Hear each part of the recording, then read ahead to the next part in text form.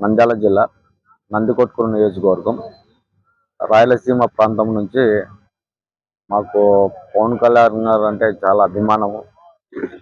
మేము స్టూడెంట్గా ఉన్నప్పటి నుంచి అదేవిధంగా ఆయన సినిమాలు చూసి సినిమాలే కాకుండా ఆయన నిజ జీవితంలో జనాలకు ఉపయోగపడము మీరు కూడా చూశారు.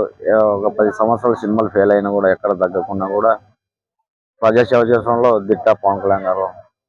అదేవిధంగా 2014 మార్చి 14వ తారీఖున పార్టీ నోవా హోటల్ హైదరాబాద్లో పెట్టినప్పుడు మేము అక్కడికి వెళ్ళడం జరిగింది. ఈ 12వ ఆవిర్భావ దినోత్సవం సందర్భంగా పిఠాపురంలో జరగడం మాకు అదృష్టంగా భావిస్తున్నాం. అది రాయలసీమ ప్రాంతమైన ఈ ఏరియాకి ఎందుకు వచ్చామంటే మనం చూస్తూనే ఉన్నాం.